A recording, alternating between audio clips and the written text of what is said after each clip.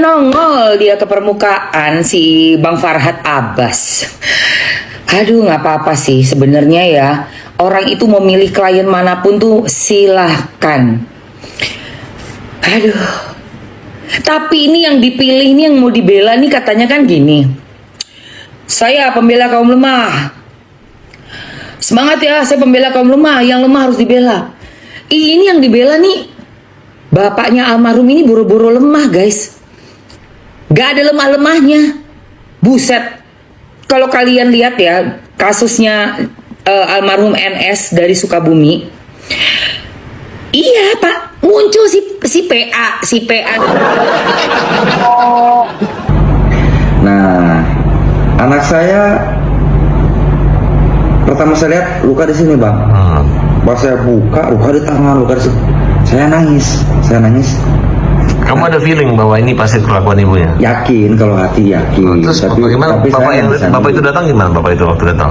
Bapak itu yang mana? Itu Pak Isyek. Itu mah siangnya udah di rumah sakit. Siangnya udah di rumah sakit. Tapi udah tahu kelakuan istrimu itu kan? Tapi berarti kita dicerai kan istri? Belum. Proses cerai? Belum. Nanti aja kita lihat. Masih cinta? Enggak. Oh iya. Enggak. Jadi biar dia nggak bisa nikah lagi sama orang juga, tersiksa seumur hidup dia.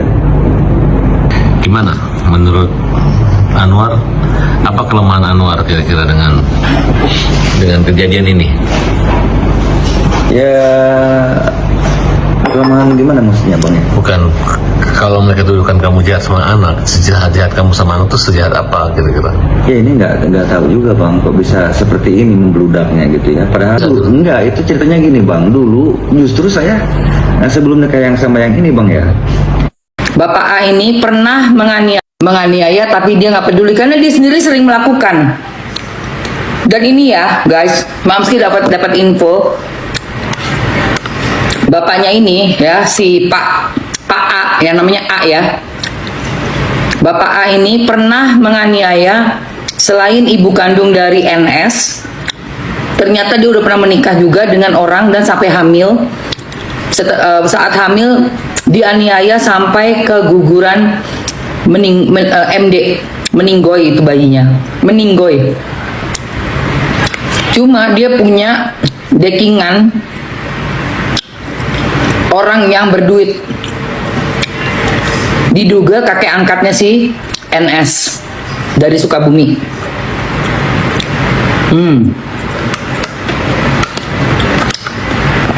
Dihukum cuma sehari, dihukum sehari doang, bikin orang keguguran sampai meninggoy. Banyak kasus dia, bener.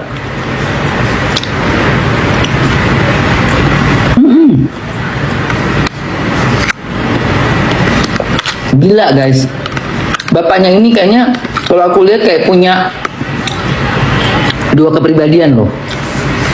Meski lagi gregetan adalah bapaknya Nizam, almarhum Dedek Nizam yang santri itu gue gregetan banget. Semenjak ini masuk campur tangan dari si FA, pengacara FA ini, dia seperti dapat backingan, dapat backup. Itu gue gedeg banget. Orang kalau bener ngapain takut ya? Diperiksa. Kasus Nizam, iya. Gue nggak ngerti deh. Pengacaranya itu semuanya yang dibela orang-orang yang menurut gue malahan harusnya dia tuh membela orang yang bener. Ini selalu yang dibela orang yang nggak bener. Gue bingung deh si pengacaranya, beneran. Teman-teman, itulah reaksi dan pendapat saya mengenai kasus yang menimpa Nizam, serta tanggapan dari pengacara Farhad Abbas yang saat ini sedang ramai diperbincangkan. Kita semua tentu berharap kasus ini segera menemukan titik terang dan kebenaran yang sebenarnya bisa terungkap. Semoga keadilan dapat ditegakkan dengan seadil-adilnya dan semua pihak yang terlibat dapat mendapatkan keputusan yang terbaik sesuai dengan hukum yang berlaku.